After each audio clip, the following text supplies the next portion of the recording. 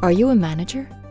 Performance is your spearhead, and you probably already have many actions set up in your quest for excellence. So to help you get that extra mile, let's take a look at the 5 main steps that characterize a lean manager. To start off with, you must control your territory. By this we mean knowing what the limits of your working area are. It also means identifying the resources you have.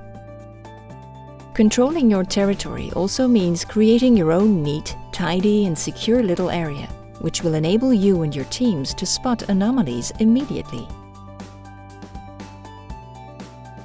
Putting your workspace in order will also give you the chance to give meaning to what is visible and make all the important things visible again. The key to success for this first step is to keep your area up to 5S standards and to make regular field visits so that you are made directly aware of the problems of your co-workers. Once you gain control of your area, you can get to grips with the second step of the lean manager by doing some vital work with your team in order to define and align your contribution with the performance of the company. This second step is essential as it will give meaning to all your actions and those of your co-workers. To succeed here, you must start by identifying your customers and what they expect from you. You can then define the performance indicators that measure the satisfaction of your customers. Based on your main indicators, it is possible for you to study the processes to make sure they match what is required, and so that they create added value for your customers.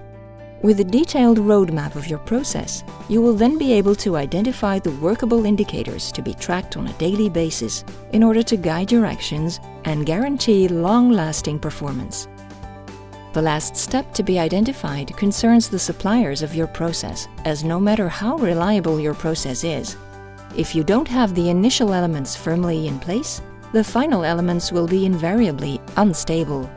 The third step will enable you to align your daily actions based on customer needs by firstly creating visual management by way of the team right in the heart of your territory. Once your territory is under control and you have aligned your contribution based on the needs of your customers, you can then launch the third step, which consists in motivating your team and driving them forward.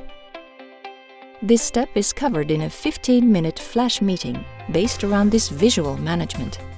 This daily ritual, performed standing up, is the chance for you and your teams to discuss openly on performance issues, problems to be resolved, and the current actions in progress.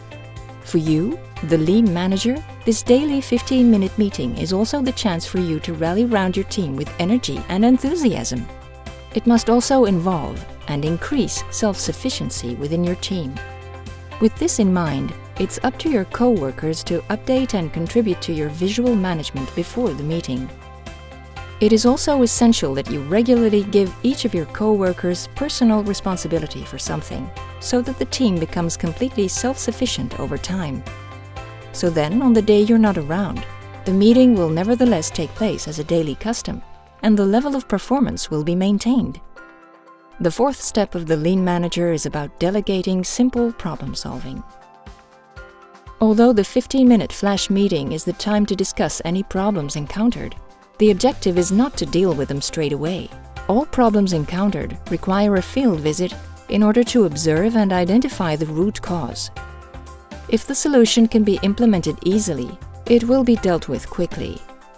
However, if a small study into it is required, a work group will be set up in order to track the resolution method of the problem, as in step 3. In these small improvement projects, your role is to bring forth these tools and methodology and to make your co-workers more efficient when using them. Finally, the fifth step consists in managing the progress plan. When setting up the progress plan, the idea is no longer to react to small day-to-day problems. The challenge here is to work on breakthrough improvements which meet the strategic challenges of your company. In line with visual changes, these increases in performance will make the whole team proud. To summarize, lean management aims to involve field agents on a daily basis in order to improve the performance of their departments. This will firstly be achieved by controlling your territory and aligning your process with the needs of your customers.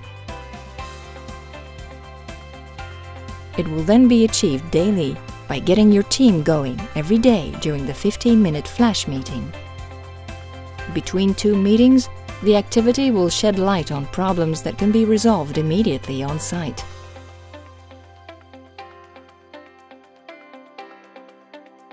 More sensitive issues may require a more formal problem-solving procedure.